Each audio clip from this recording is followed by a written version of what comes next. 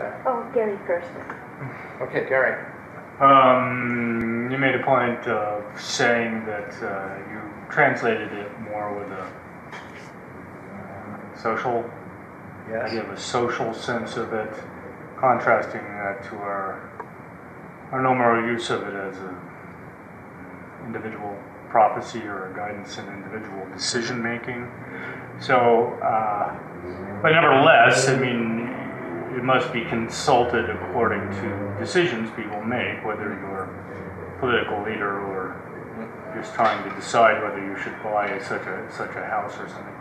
So how can you address what you see as those two things working together? Yeah, how do they relate to them? Well, it's interesting. When I started translating this, I stopped throwing it, and I haven't thrown it in years. And the reason for that is that I'm a homosexual like most of us, and I couldn't see these things properly. I couldn't be doing that. I didn't want to kiss the girl until I'd taken her out on a couple of dates, so to speak. And so I haven't translated all the changing lines. And I'm not presenting this as a tool for divination. Now, Eva Wong, who's been my mentor throughout this, has taught me how to do the traditional divination, which is really complicated and not what you would expect. And I think I have to go out of analysis into retreat to learn how to do that properly. But I do feel like if you're going to use this for divination, you have to treat it with respect, which means you have to know its language and its structure.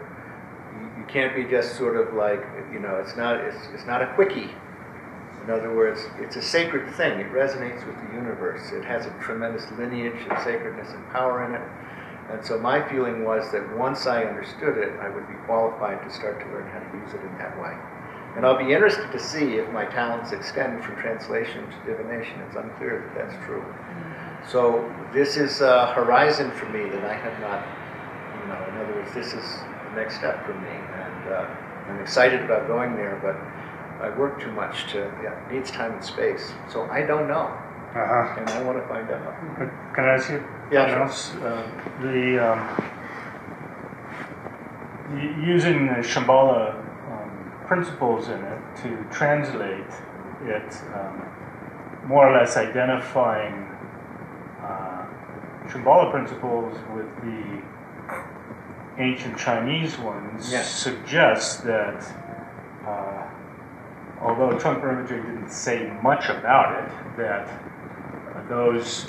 his kind of world that he was coming out of in order to propagate those principles was more or less contiguous, the same as they were. My experience from being a student of the root texts of Shambhala and studying the Chinese is that they're cut from the same cloth to an extent that's terrifying, ridiculous. I mean, I could sit down with the root texts and quotes here and do this, and you get chills. Now, I don't know what that means historically, but having worked closely with both of those, I said this to Sakya Nippon Rinpoche, I can't find any discontinuity in the view. And not only that, a lot of the language is amazingly harmonious, which is why I use profound, brilliant, just, powerful for the four primal virtues. So that I have a long introduction that explicates this, but it's pretty exciting and it's pretty thrilling. It seems to be a member of our family in Shambhala.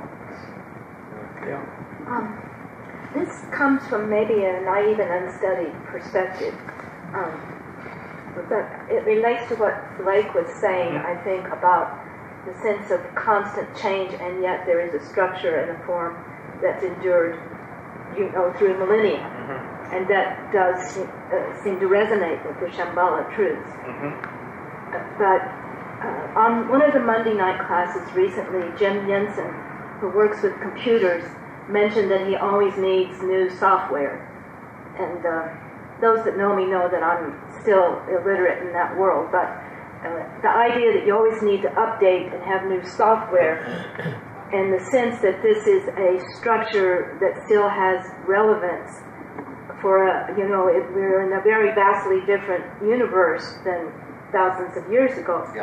And then the fact that the 64 being the final hexagram, and it's also considered unfinished.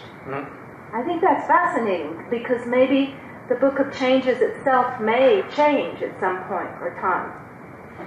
Well, I mean, it is changing in that, you know, the fundamental structure of duality, I mean, you can't do anything about. You know, you have a broken line, a solid line, then a broken line, then a solid line, and a broken line, then 8 trigrams, and 64 hexagrams. That can't change. That's sort of built mathematically in, but how the metaphorical system is understood. So in one sense, that's what I've done, is sort of a update of the language and a re-explication of the key metaphors, some of which are really difficult for us. Marrying maiden, remember that one? Yes. You know, that's about a younger sister going into a new household as a concubine. We don't have that in our world. That was commonplace in you know, prehistoric China, and in our world we don't have any experiential thing for that. So you really have to deconstruct it and reconstruct it. And there's a lot of that kind of work I had to do to make those metaphors useful. And then there's other metaphors that stand on their own, water and fire. They don't need to be updated, but you do have to create the larger context of how they're used metaphorically to support them.